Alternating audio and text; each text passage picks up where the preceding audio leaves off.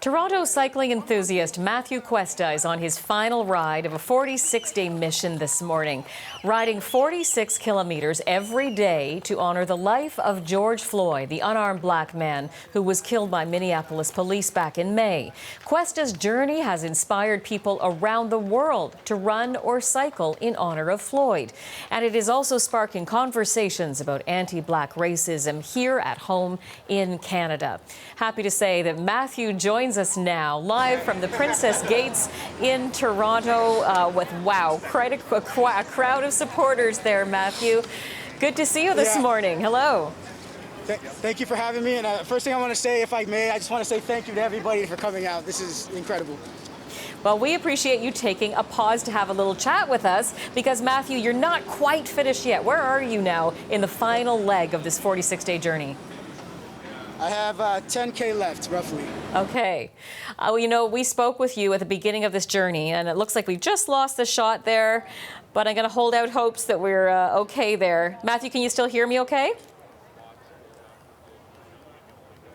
Hey, Matthew, I'm just reminding everybody that we spoke with you at the beginning of this journey, and now here you are at the very end of your 46 days, just 10K left. So how are you feeling this morning? I was feeling anxious yesterday, but right now I'm on a wave right now. I feel the love. I don't feel tired at all. It's going to be a different story when I get home, but right now it's incredible right now. What has been going through your mind as you've been riding this last stretch? I know you've had supporters along the journey, but have you ever had a crowd like this one today? I've never had a crowd like this. This is surreal to me. We've had support from across Canada, the U.S., Africa. So, I mean, they're riding with us around the globe in solidarity. What has that been like for you when you first launched this journey and you told us you wanted to spark uncomfortable conversations about anti-black racism? And now, as you just mentioned, you have ignited a conversation around the world. Did you ever dream that that would be the result of your ride? I had no idea it would spark this big. I made my first Instagram video right here 46 days ago when I said, come join me on the ride, and use the hashtag 46 for George. And it spawned into this. The community has come out. New cycling clubs, the Mand MCC from Chris has sparked. It's an incredible movement that is including cyclists of all colors and diversities, and it's a beautiful movement. What kinds of conversations have you been seeing? I know you've been incredibly engaged on social media. Not all of it has been positive coming your way. What has that been like? It's not all positive, but those are the conversations that we need to have. There's going to be hate with everything, anything you do, especially on this scale. I try to look at those comments and invite them to speak to me, and some people have.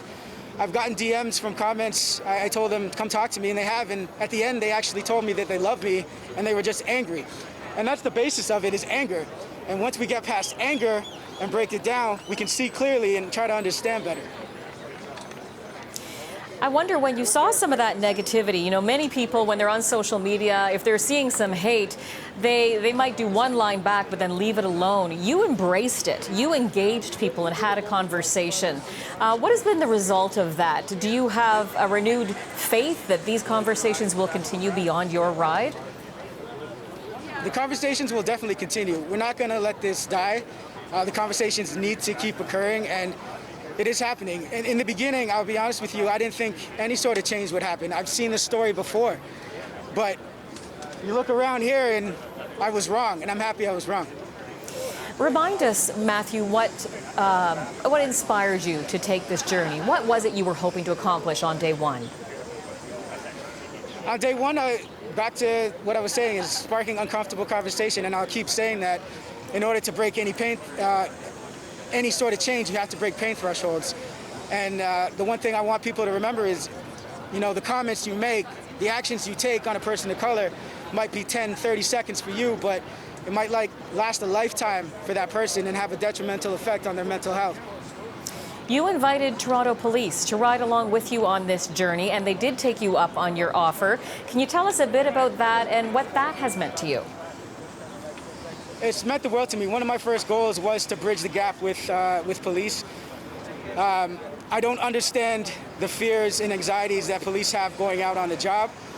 And I also wanted them to understand the fears and anxieties we have walking the streets or being pulled over. You know, I've had conversations with Head Signia, the head of homicide in Toronto, and I've sat down and talked about policing, talked about fears, talked about family, and talked about cycling. And, you know, we're bridging the gap, and it starts with one mind at a time. I want to ask you about the physical toll all of this has taken on you. I gather you just started riding only about a year ago. You've been riding 46K every morning and sometimes running 4.6K. How are you feeling body and mind on this, the last day? My body's aching. I have a massage booked with Melissa on Friday. She's somewhere here.